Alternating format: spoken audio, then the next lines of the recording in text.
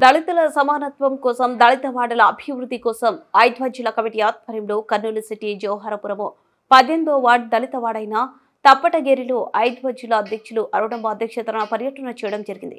వీధిలో పర్యటన చేసిన ఐద్వజ్యుల కమిటీ బృందానికి తప్పటగిరి దళిత మహిళలు తమ సమస్యలను ఏకరవు పెట్టడం జరిగింది.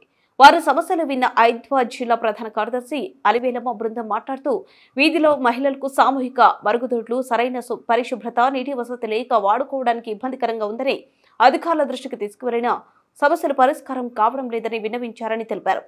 గత ప్రభుత్వం చెత్తలో తరలించడానికి ఆటోలను నియమించడం వలన చెత్త ఈజీగా తరలి వెళ్లేదని, చెత్త ఆటోలు లేనందున మురుగు కాలువలో చెత్త నిండుకుపోయి దుర్వాసన వెదజల్లి పురుగులు ఇళ్లలోకి వస్తున్నాయని, ప్రభుత్వ పెద్దలకు విన్నవించిన సమస్య పరిష్కారం కాకపోవడం, క్లాప్ ఆటోలు రాకపోవడం ప్రభుత్వ అసమర్థతకు నిదర్శనమని తెలిపారు.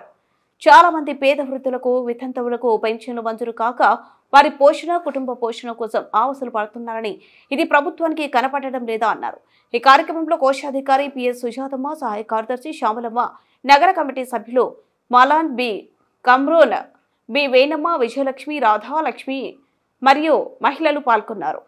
మహిళా సంఘంగా అందరూ మనుషులందరూ సమానమే అని చెప్పేసి వారు ఎక్కడైతే ఈ పద్ధతి ఉందో అక్కడంతా సమానంగా చూడాలని చెప్పేసి ఈ జాత ప్రారంభించాం. అందులో భాగంగా ఇదే కాకుండా స్థానికంగా ఉన్నటువంటి మురికి కాలువలు శుభ్రం చేయడం లేదు అని అందరూ కూడా మాకు వీధుల్లో చెప్తున్నారు. అట్లే మంచినీళ్ళు సరిగా రావడం లేదని చెప్తున్నారు. కరెంట్లో పోవడము, తీగలు దగ్గర ఉండడము, అలాంటి అనేక సమస్యలు వస్తున్నాయి. సూపర్ 6 పథకాలు ప్రభుత్వం చెప్పింది తప్ప ఇంతవరకు ఏ ఒక్కరికి కూడా సూపర్ 6 పథకాలు రాలేదు. మహిళలకు, ప్రతి మహిళకు 1500 రూపాయలు ఎంతమంది మహిళలు ఇంట్లో ఉన్నా ఇస్తానని చెప్పింది. ఇంతవరకు ఏ ఒక్క మహిళకు రాలేదు. అట్లే ఉచిత బస్సు లేదు, ఉచిత బస్సు సౌకర్యం కూడా లేదు. ఫ్రీ గ్యాస్ ఇస్తామని చెప్పింది. అందరికీ కూడా ఫ్రీ గ్యాస్ అనేది రావడం లేదు. ఇవన్నీ కూడా సౌకర్యాలు కల్పించాలని చెప్పి స్కూల్ పిల్లలు ఇంతవరకు స్కూల్ ప్రారంభమే స్కూల్లో అయిపోయినాయి తప్ప అమ్మఒడి అనేది ఏమాత్రం ఏ ఒక్క పిల్లలకు కూడా స్కూల్ పిల్లలకు ఫీజులు ఇవ్వలేదు ప్రభుత్వము.